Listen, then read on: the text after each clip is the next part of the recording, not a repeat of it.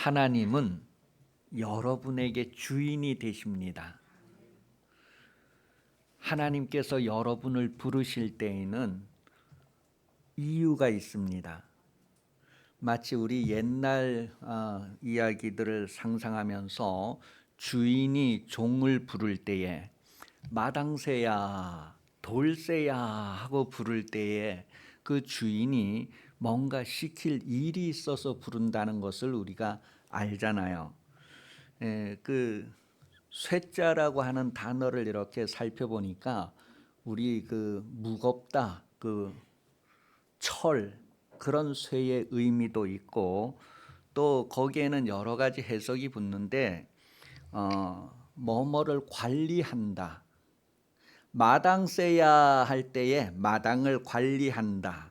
그래서 그 관리하는 힘, 권세, 그런 의미가 포함되어져 있어요. 돌새야 하면 어떤 느낌일까요? 힘쓰고 장사, 그런 거를 이제 표현할 때 돌쇠, 그 쇠자가 붙는단 말이에요. 근데 그 쇠를 사람에게 이렇게 붙일 때에는 이 사람을 좀 이렇게 낮추어서 낮잡아서 부르는 의미가 있다. 그래서 마당새야 하면은 그 마당 쓸고 마당에서 이제 늘 대기하고 있다가 뭐 여봐라 그러면 이래 대문간에서 문 열어주고 하여간 마당에서 일을 맡아서 하는 사람, 그걸 낮추어서 마당새, 돌새 뭐 이런 표현을 한단 말이에요. 근데 하나님께서 여러분을 부를 때는 아무개서야 그렇게 하지 않고 이름을 부른단 말이에요.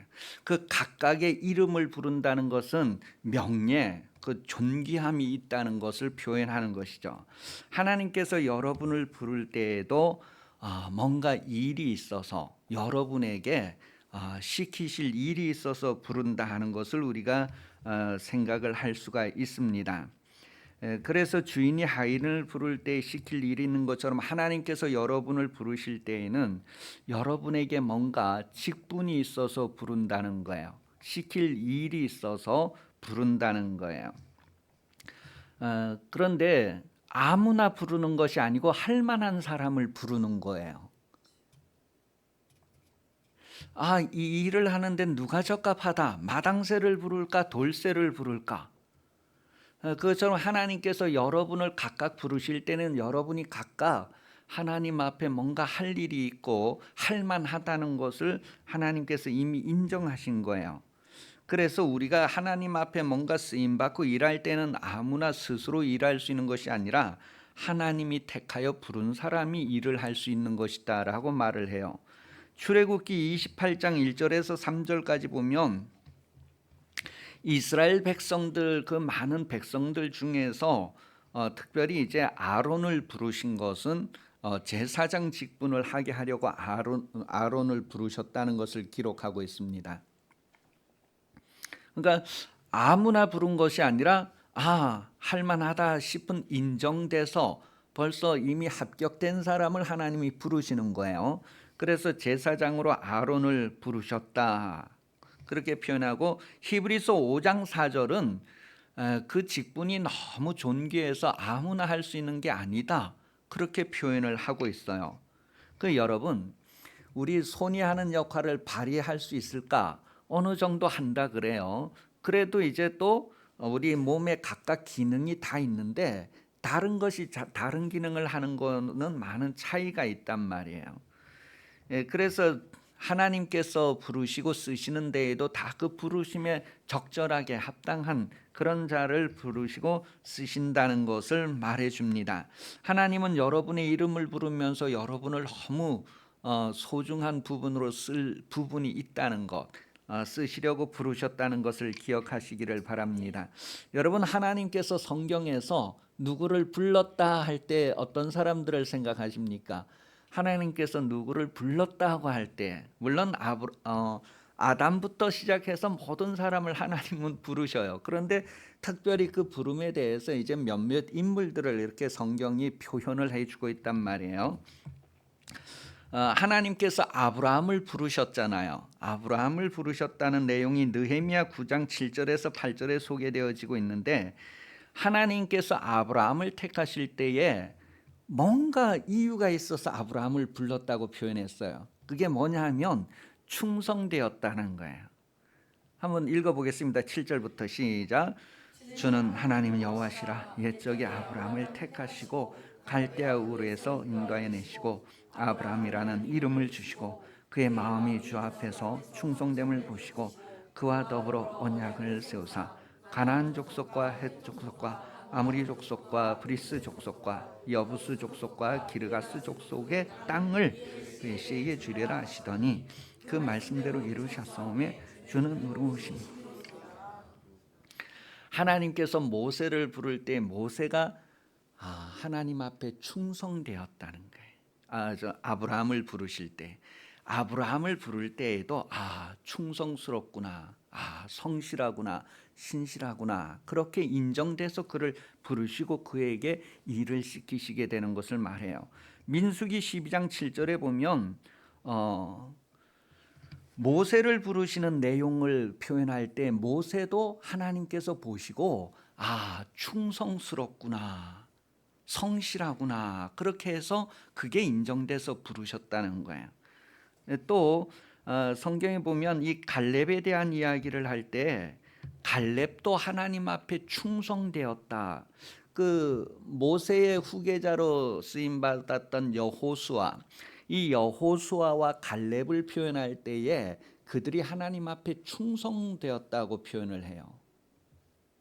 그래서 그럼 그 여호수아와 갈렙만이 가나안 땅에 들어가고 나머지는 광야에서 다 끝났다고 했잖아요. 그 나머지 광야에서 다 끝난 사람은 충성되지 않은 사람이었다. 그렇게 이제 성경에서 시편 78편 8절에 보면 표현을 하고 있어요. 한번 확인할까요? 그들의 조상들 곧 완고하고 패역하여 그들의 마음이 정직하지 못하며 그 심령이 하나님 앞에 충성하지 아니하는 세대와 같이 되지 아니하게 하려 하심이로다. 그 세대가 다 광야에서 끝난 것은 그 마음이 충성되지 않았다는 거예요. 그러니 여러분, 하나님께서 정말 충성할 수 있는 기회로 그들을 부르시고 인정을 하셨는데 그들이 그 과정에서 충성을 보이지 못하고 충성하지 않은 것은 다른 데에 이끌림을 받아서 다른 유혹을 받아서 그렇게 되었다는 것을 우리가 이미 알게 되죠. 디모데전서 1장 12절에 이 바울이 자신을 가만히 생각해 볼 때 내가 정말로 인물적으로도 잘났고 가문적으로도 잘났고 배우는 것도 잘 배웠고 그런 정말 출신인데 내가 그래서 예수를 나름대로는 하나님을 나름대로는 잘 섬긴다, 율법에 흠이 없는 그런 삶을 쭉 살았는데 어느 날 이제 다메섹으로 가는 그 길가에서 예수를 만나는 경험을 하고 나서 전도자가 되고 뭐 그런 자기의 삶을 쭉 돌아볼 때에 하나님께서 나를 충성되이 여기시고 나를 부르셨구나 하는 그런 감동이 있었단 말이에요. 그 여러분, 하나님은 여러분을 다 부르셨어요. 여러분을 다 부르셨는데 그 부름에 합당하게 여러분이 충성됨을 선택하느냐 아니면 충성되지 않음을 선택하느냐, 그것은 우리의 삶을 통해서 드러나게 된단 말이에요. 하나님이 여러분을 부르실 때에는 사명으로 부르셨다는 것을 기억해야 합니다. 출애굽기 3장 4절에 보면 여호와께서 그가 보려고 돌이켜 오는 것을 보신지라 하나님이 떨기나무 가운데에서 그를 불러 이르시되 모세야 모세야 하시매 그가 이르시되 내가 여기 있나이다. 그리고 9절 10절에 가면은 이제 그 모세를 부르신 것이 바로 애굽에 보내시고 애굽에서 그 이스라엘 백성을 인도하여 내려고 부르셨다는 내용을 기록을 하고 있어요. 또 신약 성경에서는 제자들을 부르실 때에도 제자들을 불러서 뭔가 일시킬 것이 있어서 불렀다는 것을 우리에게 표현을 해주고 있습니다. 하나님께서 여러분을 부르신 것도 여러분을 통하여서 뭔가 일하실 것이 있다는 거예요. 자, 나는 하나님의 부름을 받았다, 그런 생각이 여러분에게 있으십니까? 하나님은 여러분을 다 부르셨다. 그것을 사도행전 2장 38절에서는 얼마든지 부르시는 자들 안에 여러분도 포함된다는 것을 알게 해주고 있어요. 그럼 나를 불렀는지 안 불렀는지 내가 어떻게 알 수 있을까? 여러분이 하나님이 나를 불렀다는 것을 그냥 막연하게 표현할 것이 아니라 나를 불렀으면 그 부름에 내가 합당하게 삶을 살아야 되는데 나는 지금 그런 부름에 합당한 삶을 살고 있는가? 그렇지 않은가?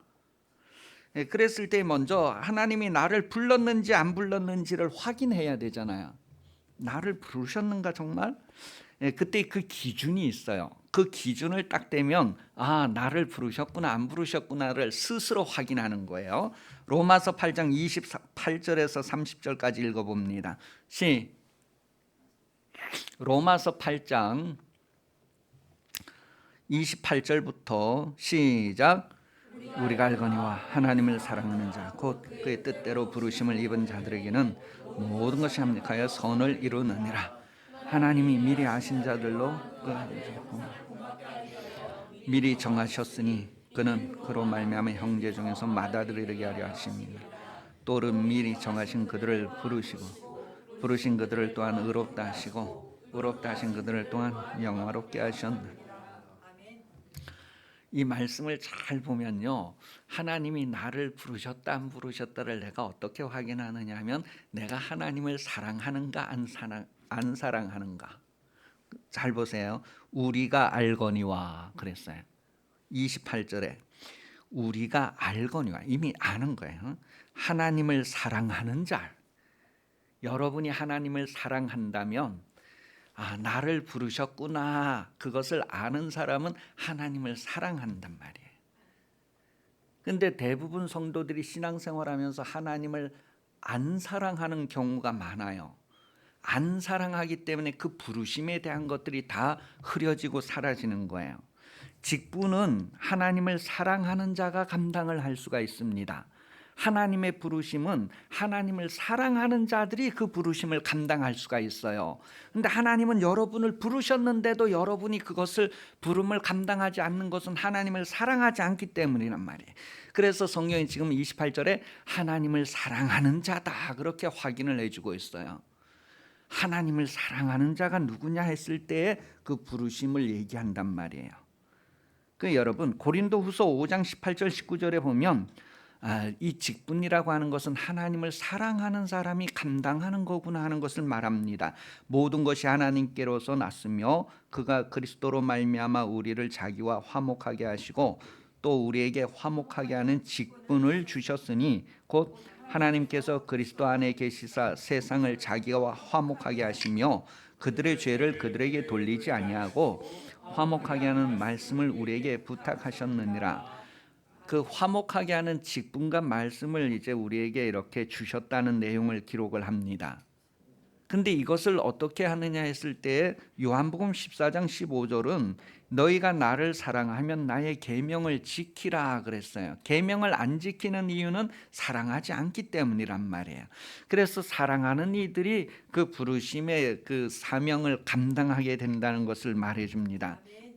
여러분, 예수님께서는 하나님의 부르심을 받았는데 예수님께서는 하나님을 사랑했을까요? 안 사랑했을까요? OX 하면 뭐예요? 사랑했다는 걸 안다는 것은 엄청난 일입니다. 여러분은 너무 쉽게 취급하지만 불신자들은 그것이 너무 어려워요. 아직까지 그들은 선택을 못하는 거예요.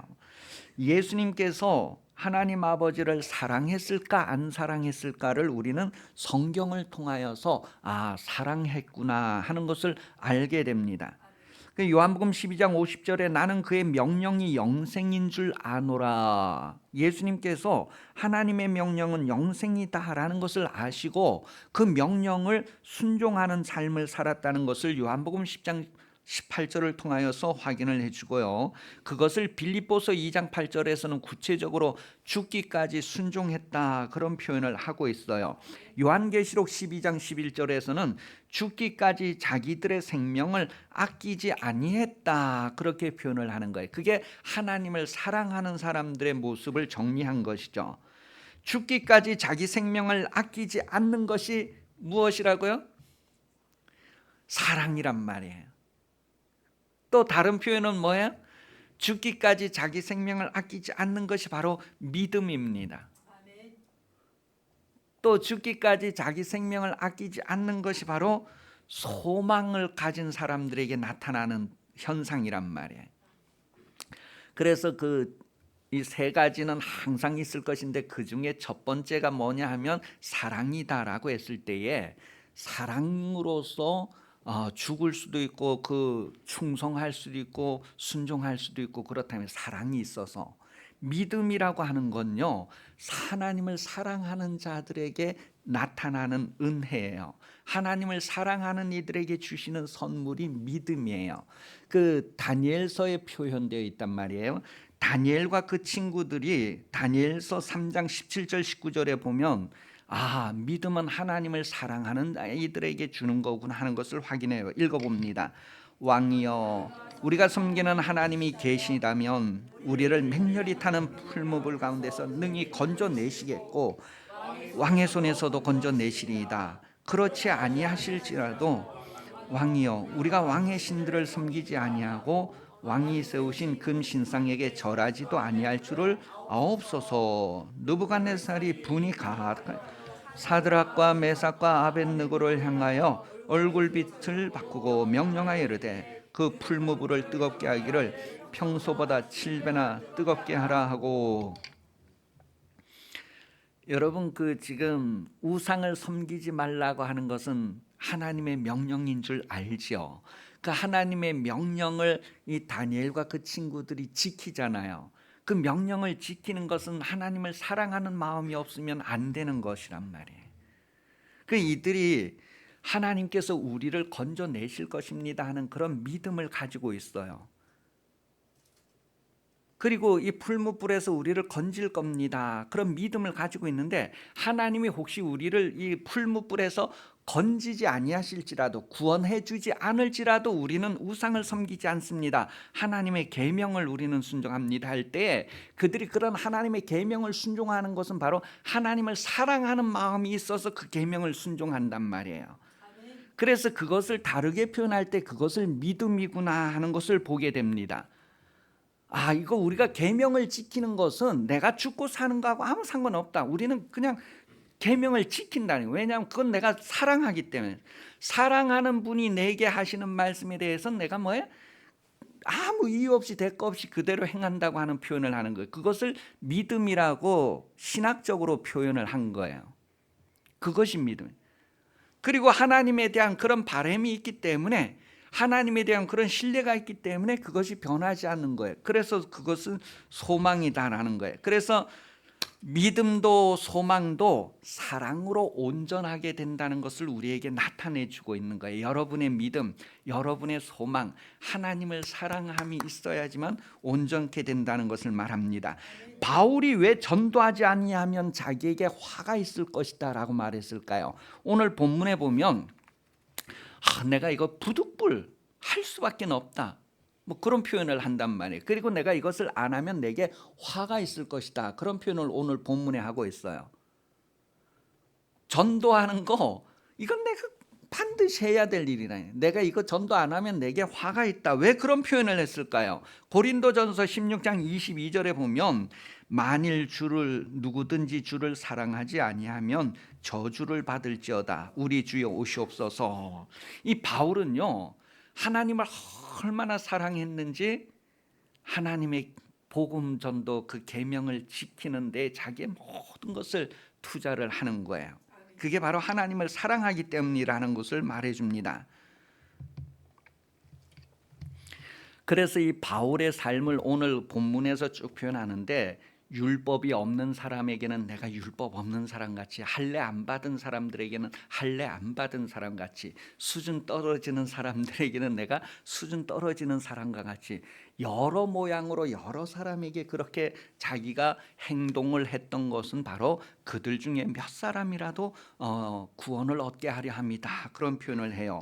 여러분, 바울이 그런 모습으로 여러 모습으로 바꿀 수 있었던 것은 하나님을 사랑하는 마음이 있었기 때문에, 하나님을 사랑할 수 있는 마음에서 그런 모든 것을 낮추고 바꾸고 할 수 있는 능력이 나왔다는 것을 말합니다. 여러분들이 누군가를 구원하고자 한다면 먼저 그들과 같이 될 수 있어야 되는데, 그들과 같이 되는 것은 사랑하는 마음에서부터 나올 수 있는 여러 가지 현상들이라는 것을 바울이 말하고 있어요. 전도는요, 내가 하나님의 사랑받는 증거, 하나님을 사랑하는 증거가 되는 거예요. 구원받은 증거, 하나님의 자녀가 된 증거, 성령의 보증을 확인하는 과정, 그것이 바로 전도라는 것을 통하여 나타나는 것을 말합니다. 그래서 고린도후서 1장 22절에 보면 그가 또한 우리에게 인치시고 보증으로 우리 마음에 성령을 주셨느니라 그랬어요. 보증으로 성령을 주셨어요. 우리가 구원받고 하나님의 자녀되고 뭐 그런 것을 누가 증거하느냐 하면 성령이 증거하신다네. 성령이 아주 보증을 하신단 말이에요. 고린도후서 5장 1절에서 10절에 보면 그런 내용을 쭉 기록을 하고 있어요. 그렇게 해서 우리가 각각 하나님을 정말 사랑한다면 그런 것들이 전도를 통하여서 나타나는데, 그런 과정에서 하나님께서 능력을 주신다는 것을 말하고 있어요. 그래, 하나님을 사랑하는 자에게는 모든 좋은 것을 아끼지 않으하신다는 거죠. 에베소서 4장 13절에서 16절을 보면 이 전도라고 하는 것은 성장이 필요하다니, 장성한 자의 분량이라는 것을 말하고 있어요. 우리가 다 하나님의 아들을 믿는 것과 아는 일에 하나가 되어 온전한 사람을 이루어 그리스도의 장성한 분량이 충만한 데까지 이르리니 했을 때, 그리스도의 장성한 분량을 성경은 주의 성령이 내게 임하셨으니 이는 나를 보내사 가난한 자들에게 복음을, 눌린 자들에게 자유를, 해방을, 그런 말씀 나와요. 그게 이제 예수님이 공생애를 시작할 때에 이사야의 말씀을 읽고 이것이 오늘 너희 귀에 응하였느니라 하면서 갈릴리 동네에서 이제 본격적으로 공생애를 시작할 때에 성령으로 시작한다는 것을 나타내는데, 그렇게 장성한 분량에 어려서 30년 동안은 이제 부모가 하나님의 율법대로 섬기는 걸 다 보고 자신도 율법대로 안식일을 지키고 율법대로 습관을 쫓아 회당에 가서 성경을 읽고 회당 예배 순서에 맡은 걸 참여하고 하는 삶을 쭉 살았단 말이에요. 그런 과정이 있은 다음에 이제 공적으로 나타날 때 장성한 분량에서 어떤 일들을 이뤘느냐 했을 때에 이제 현장에 가서 막 병도 고치고 귀신 쫓아내고 그런 일을 하셨다는 거예요. 우리도 그런 장성한 과정이 있어서 그와 같이 쓰임 받는 건데, 이 장성한 과정, 그 과정에서 정말 하나님을 사랑하는 것들을 이루게 된다는 것을 말해요. 그래서 하나님을 사랑하는 자, 곧 장성한 자가 그 일들을 감당하게 되는 것을 우리에게 보여주고 있어요. 그래서 예수님이 하시는 그 삶의 모든 성경 복음서에 기록된 내용을 보면 예수님이 하나님을 사랑하는데 얼마나 사랑했느냐 하면 자기를 여러 사람들의 여러 모양으로 낮추면서, 바울이 고백한 그런 것처럼 예수님도 각 사람들을 만날 때 그 사람들처럼 낮추어서 만나주시고 그 사람들을 사랑함으로 그렇게 행했다는 거예요. 그래서 사랑이 그런 모든 능력을 나타내고 감당할 수 있게 했다는 것을 말하고 있습니다. 직분이라고 하는 것은 사랑함이 있어야 감당한다는 거예요. 여러분, 우리가 이 땅에 태어난 것은 다 직분을 가지고 태어난 거예요. 하나님의 부르심을 받았다는 것은 직분이 있다는 거예요.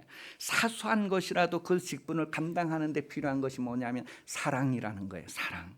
그것을 사랑할 때 정말 감당할 수 있는 능력이 나오는 것이고, 그것이 믿음으로 드러나게 되고 그것이 소망으로 드러나게 되고 다른 모든 사람들에게 나타날 수 있는 것은 기본이 사랑이라고 하는 것이다라는 것을 우리에게 말해주고 있어요. 그러니 여러분, 성령을 여러분에게 주셨어요.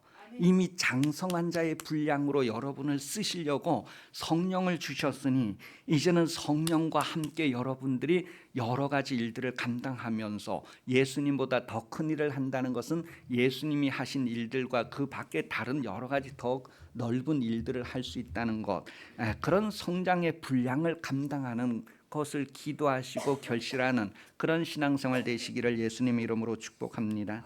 기도하겠습니다.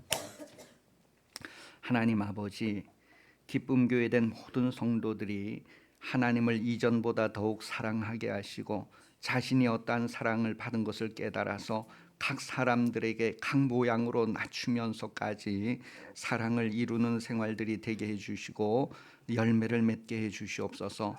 영혼 구원에 저들이 쓰임받는 삶을 살기를 원합니다. 남은 인생 하나님을 사랑하는 과정이 되게 하여 주시고 열매를 맺는 과정이 되게 하여 주시옵소서. 다시 오시는 예수 그리스도 은혜 베풀어 주시며 하나님 아버지 사랑하심과 성령 감화 감동 역사 인도 교제 보호하시는 은총이 2023년도 12월 마지막 주일 오후 예배 참석하여 머리 숙인 성도들 위해 자손들 위해 영원히 함께 하시기를 간절히 축원하옵나이다. 아멘.